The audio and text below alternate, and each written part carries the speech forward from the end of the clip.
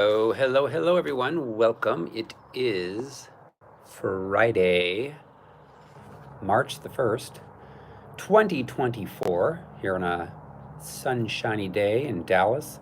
It's supposed to be like 65 degrees. It was kind of chilly this morning.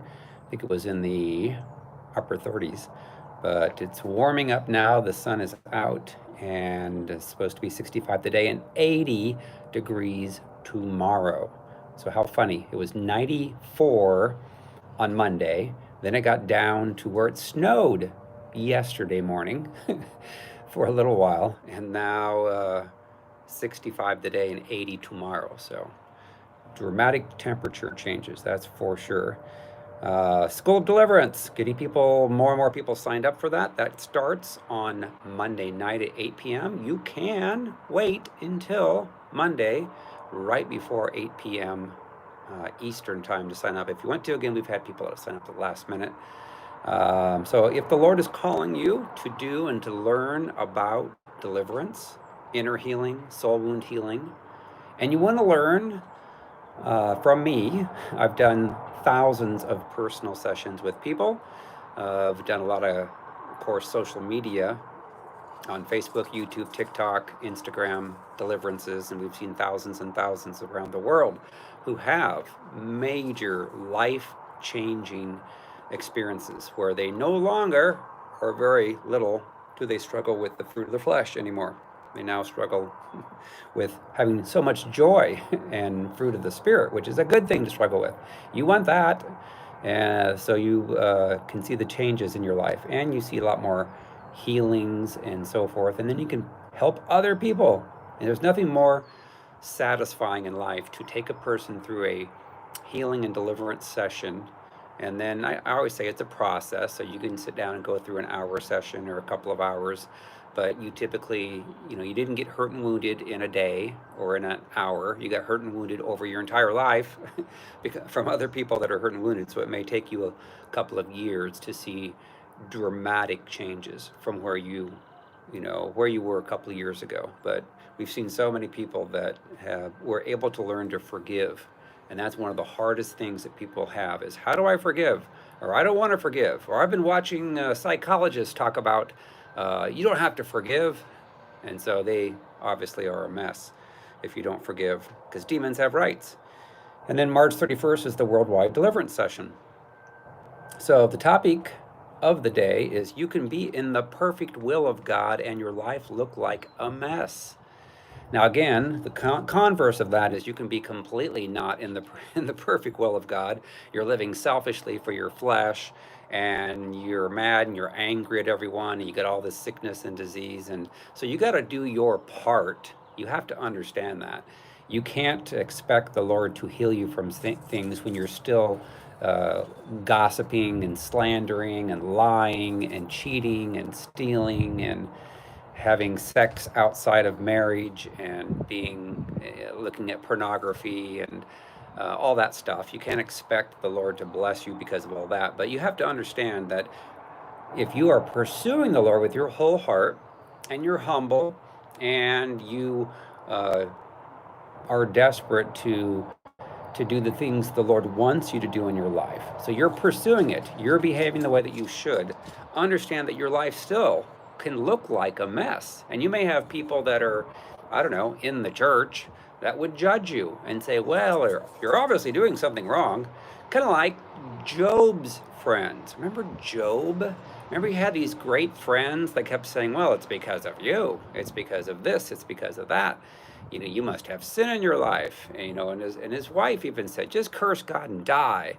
What great advice from friends. You may have friends that are telling you that, and when in reality, you know that you truly are walking in the fruit of the Spirit, and you are loving the Lord, and yet you're having to go through stuff.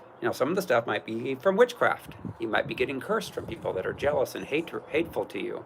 There could be people that are where you work at that hate you because you have Christ in you, and they have demons in them, and they have unhealed soul wounds in them. So they're going to trigger and trigger and trigger and hate on you.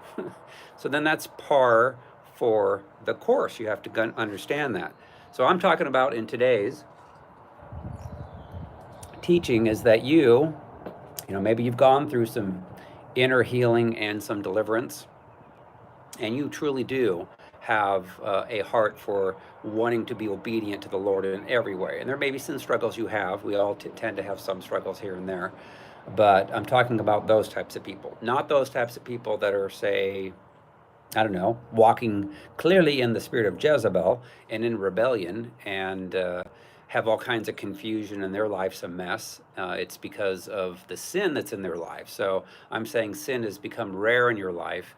You've pursued healing and deliverance, and you may still have a lot of stuff that you're having to go through. Now, some of that stuff might be from other people.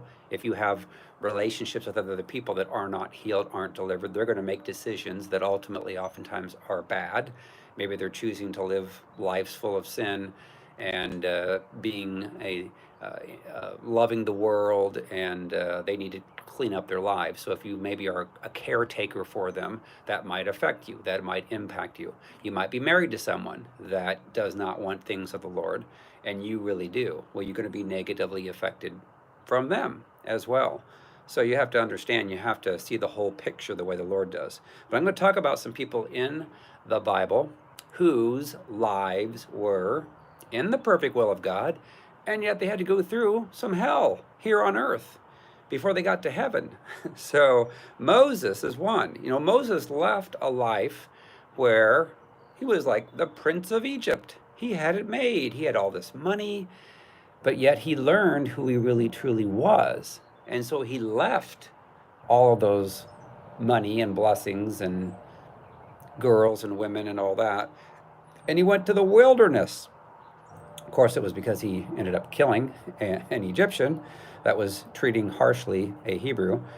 So he's rescuing the Hebrew from that. But ultimately, he took off and ran to the wilderness, and he was there for 40 years. So I'm pretty sure during the 40-year time, he's probably thinking, wow, I left. How many times did he probably get reminded from the demonic world trying to tell him, hey, you should have stayed in Egypt. You should have never, ever decided to go back to your roots and then become a Hebrew, and now look at your life. You're suffering, and your life is a dumpster fire. So for 40 years, well, then he finally learns, who he is. He hears the Lord, and he obeys God. So you would think that, wow, everything's going to be hunky-dory because he's in obedience to God, isn't he? Well, then what happens to him? He ends up going back to the Hebrew people. A lot of them reject him, say, we're not going to follow you. We don't trust you. You're an Egyptian. He's like, no, I'm not. and then he couldn't speak very well. He kind of had a speech impediment, stuttering. And so he had his brother Aaron help him in that and speak. And then get this, he goes to Pharaoh and says, hey, let my people go. And what does the Lord do? He hardens the heart of Pharaoh. He makes it harder on Moses to accomplish his objective and getting and rescuing like 1 million people. So he's probably thinking, and of course he talked to God all the time. He's probably like, really, God, you're making this harder on me. Why are you hardening his heart? Why are you causing him to resist? So all these plagues happened. And finally, after Pharaoh's firstborn died, he let him go. And so then you're thinking, okay, great, finally I'm going to start seeing some blessings. We're going to go into the promised land now.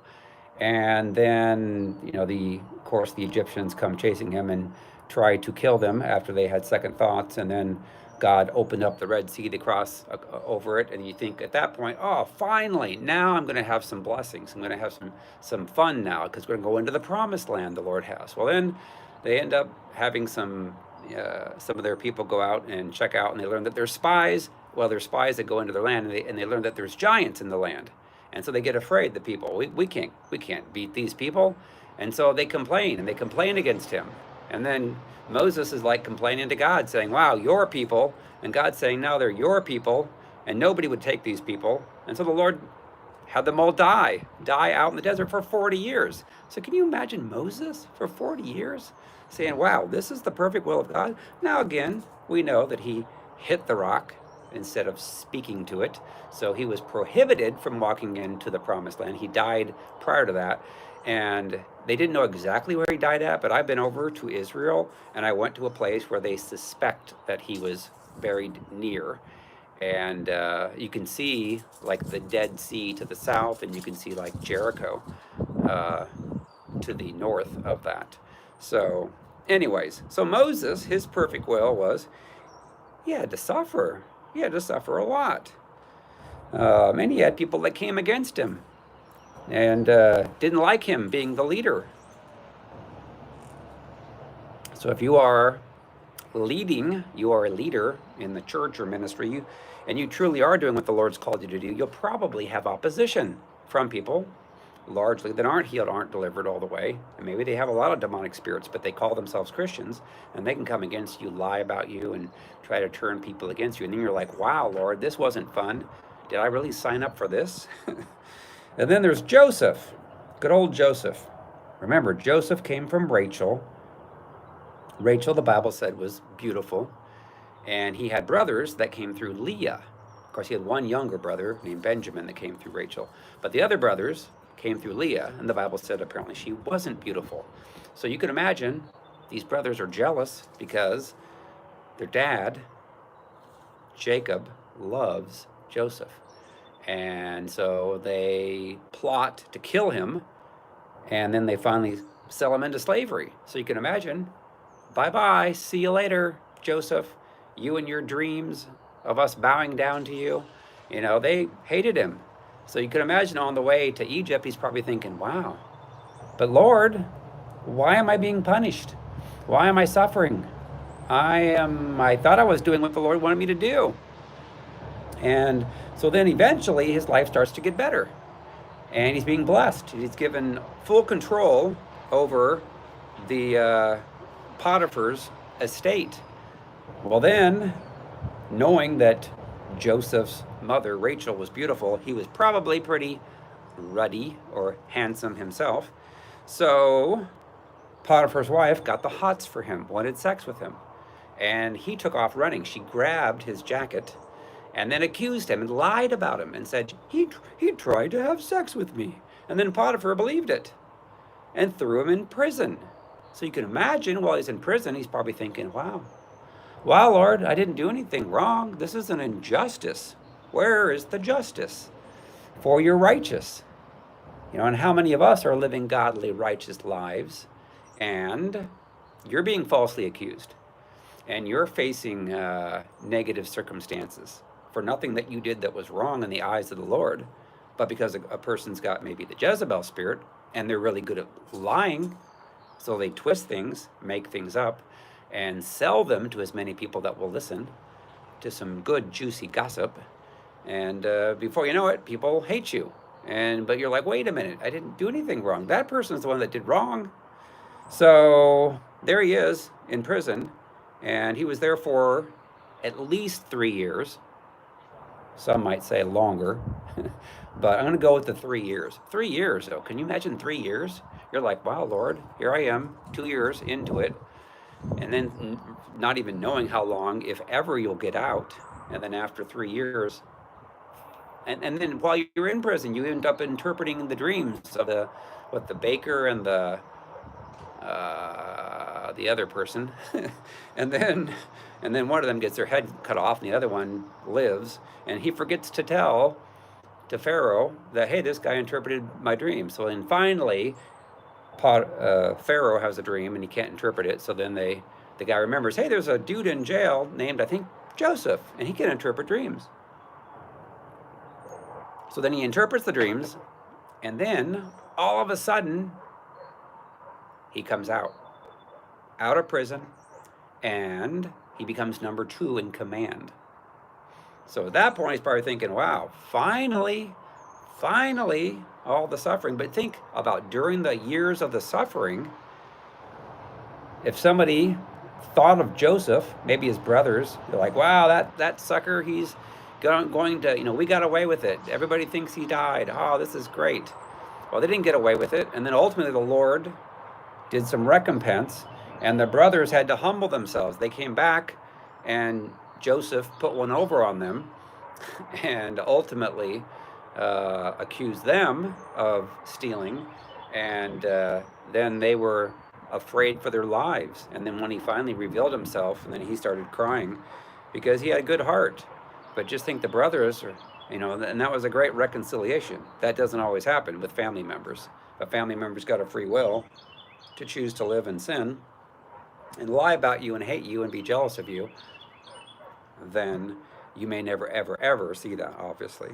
Think about Daniel. He was thrown into the lion's den. But of course he was obedient and the lions didn't kill him. But who knows? During that time frame, he might be thinking, well, I guess this might be it. Lions tend to eat humans and kill them. And so he went there willingly, and the Lord shut the lion's mouth. And then those who accused him had recompense, and the Lord killed them and their families. Think about Job. Lost his children, had physical sickness in his body, lost most all of his wealth. And then his friends come and then they blame him. Say, it's all your fault. And even his wife said, curse God and die. And then Job ended up getting twice back for his suffering. But you can imagine during the suffering, when he's losing his kids and he's getting boils on his skin and sickness and all this stuff, all these people were wrong. They were giving him wrong advice, bad advice. So how many of us will have church people that they might be well-meaning, they might be used from Satan, they might be very prideful and arrogant, and they're going to accuse you of things that they have. And they're having demonic spirits essentially speak through them to you. And you know that they're wrong. Now, in many cases, you don't know that they're wrong. You might be a person that's been hurt and wounded, and you're believing them. What they're saying is the truth. And they're not speaking the truth. They're trying to make you feel guilt and shame and blame and tear you down and stop you from God's calling because the Lord's anointed you above them. But you don't see it because you've been hurt and wounded for so long. And they're being used by Satan because they've got a lot of pride, a lot of arrogance. And they want to accuse you and come against you, So think about Paul. Paul suffered probably some of the most horrendous things that he had to go through. 2 Corinthians 11, 22 through 30 says, are they Hebrews? So am I. Are they Israelites? So am I. Are they seed of Abraham? So am I. Are they ministers of Christ? I speak as a fool. I am more. In labors more abundant, in stripes above measure, in prisons more frequently, in deaths often. So he died often. Wow, how many times have you died? From the Jews, 5 times I received 40 stripes, minus 1, only 39. So 5 times he got whipped. 3 times I was beaten with rods. Once I was stoned. 3 times I was shipwrecked. Night and a day I've been in the deep. In journeys often, that means the sea, the ocean. In perils in the city. No, in perils of water, in perils of robbers, in perils of my own countrymen, in perils of the Gentiles, in perils in the city, in perils in the wilderness, in perils in the sea, among false brethren. Ding, ding, ding, ding. How many of us have had to endure false accusations from people that call themselves Christians? I've got to experience that. That's fun. I mean, when you're able to forgive, then you can laugh about it. But if you're doing some serious work for the Lord, it's par for the course. You're going to have to endure false accusations from people that would call themselves Christians. In weariness and toil. So, apparently, in sleeplessness often. So it sounds like his life kind of sucked. He had a lot of bad stuff that happened. So in the minds of the, regular church person today, they would have looked at Paul and said, man, Paul's doing something really bad to have all that bad stuff happen to him. No, he was right in the perfect will of God. Said, in hunger and thirst, in fastings often, in cold and nakedness. Besides the other things, what comes upon me daily? My deep concern for all the churches. Who is weak, and I am not weak? Who is made to stumble, and I do not burn with indignation? If I must boast, I'll boast in the things which concern my infirmity. So, Paul went through a bunch of horrible stuff. And you might be in the church today, and the church might be preaching you, well, when you get right with the Lord, man, all these good things are going to happen to you. You're going to have all kinds of favor and blessings and no sickness, no disease. And that's a lie. You can be right in the middle of what God's called you to do, and it could be extremely strong. Could be the deliverance ministry. There's not many ministries that are more challenging and harder to do than deliverance, because you're dealing with people with demons. And those demons, you might be working with them for weeks, months, years, and then they turn on you because they're not delivered. And then they make up a bunch of stuff, and they're liars. So Jesus, think about Jesus. How great was his life? Of course, he was sinless. So Jesus was hated, lied about by the jealous leaders of the church. Ultimately crucified and died, yet came back from the dead, now rules from heaven. Now, let's talk about people that lived, I don't know, in the last 150 years. Let's talk about Smith Wigglesworth. Who here has heard of Smith Wigglesworth? I've seen his Bible that he had, because the guy that actually owns it today was able to share it with me. So anyway, Smith Wigglesworth, he was from England. He came to the United States a couple of times, and he was one of the most anointed men on earth during his time frame when he was alive. Initially he was a plumber by trade, and then he became a Christian due to his wife, because of his wife. He used to like lock his wife out if she came home from a prayer meeting, so she couldn't get in the house. That was before he became a Christian. But then he started reading his Bible, and that's all he read. He didn't read the newspapers. He didn't watch Fox News, didn't watch CNN, of course, but he read the Bible, and he prayed in tongues. And so what happened with Smith? Well, Smith brought people back from the dead. You know, he literally went into like a parlor, what do you call it, funeral parlor. This guy was like embalmed and in the coffin, and he pulled the guy out of the coffin, pulled him out, stuck him down to stand, and then the guy went down. And then he pulled him up again a second time, then a third time when he finally came back alive. You know, there's multiple people that he brought back from the dead. He apparently even drop-kicked a baby, a little bit of an unconventional way of healing people. I don't think that I could do that, but he drop-kicked a baby that had spina bifida, and the baby's spine that was outside of its body went inside the body. That's pretty miraculous. So amazing, great things. You know, read his Bible all the time, didn't do anything, wasn't in sin, and then he got some kidney stones. I've never had kidney stones, but what I've heard is kidney stones are very painful, and he refused to let any doctors touch his body. So you would think that the Lord would heal him of everything. Well, the kidney stones developed, and after a month, still there. After 2 months, still there. And he's still trying to do ministry, and apparently it was pretty painful. He did it for 3 months, 4 months, 6 months, a year. Can you imagine a year with painful kidney stones that aren't passing? And he goes on to a year and a half. What's in his mind? What's he thinking? Is he thinking, Lord, why aren't you healing me? What's going on? Are you ever going to heal me? And then it goes on to 2 years. Now, at that point, most people would probably say, I think I'm going to go to the doctors. Well, he didn't do it. He's like, no doctor's going to touch my body. And then it went on for 2.5 years. Finally, 3 years of kidney stones. And he's still doing the ministry of the Lord in pain. Finally, he gets healed. 3 years. 3 years. Could you do that? Would you have the faith to do that? So there are modern day people, obviously, that have had to go through tremendous things to overcome, where their life looks like a mess. You think about Catherine Kuhlman.